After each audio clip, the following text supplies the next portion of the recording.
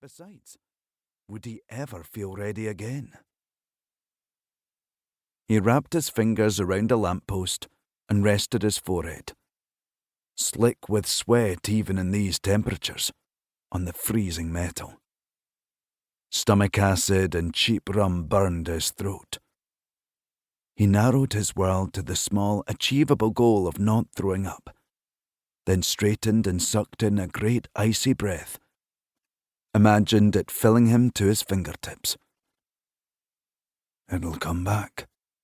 19 good years, 6 months of recovery. Panic screamed inside him, but he'd survived hundreds of nights like this and hadn't broken yet. Give it time. It'll come back. He wiped the sweat from his forehead with his jacket sleeve, straightened his tie, and tucked away his shirt tail that never seemed to stay in for long.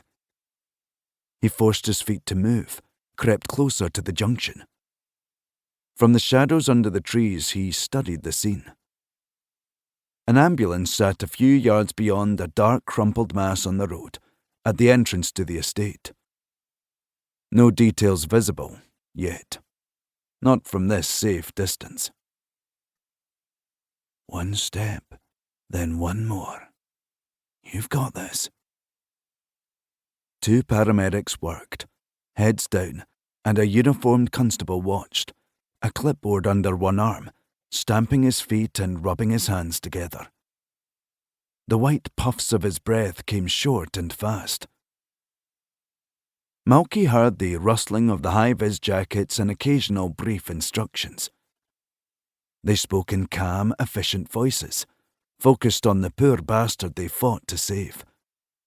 The strobes on the ambulance roof were brutal as they lit up the dark heap of rags and bloody flesh visible between the 2 men. Malkie's stomach lurched, and he braced himself to flee, but the constable turned to him. "Dear McCulloch, bloody happy to see you, sir. Terry Monroe." Malkie flinched at Terry's obvious faith in him. He felt like a fraud, undeserving of Terry's trust. But he reminded himself how many full investigations he'd run without any problems before his enforced leave. Plenty of the residents of Saughton Prison owed their free bed and board to him, which had to say something about his capabilities. Before he lost his edge. Before... He forced what he hoped was a reassuring smile. "It's DS now, Terry.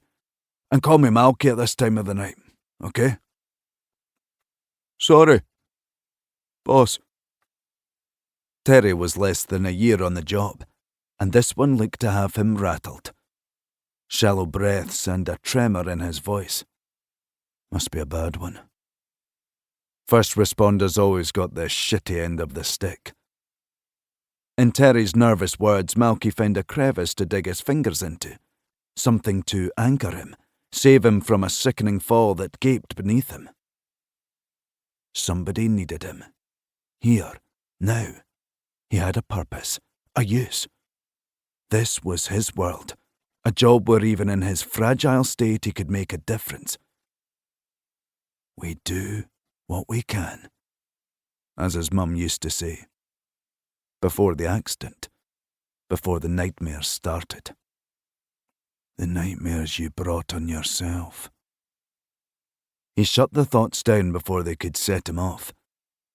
He pulled his shirt cuffs down to cover the damage to his wrists from that horrific night, then hauled in a deep breath, held it, released it, and stepped under the tape.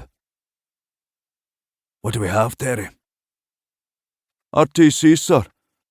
I thought you were still... you know." He grimaced, as if terrified he'd overstepped some mark. Malkie put the poor man out of his obvious discomfort. "Let's call it medical leave. And I'm still Malkie, son. How's Marie?" Terry perked up. "She's good, sir. Due any time now.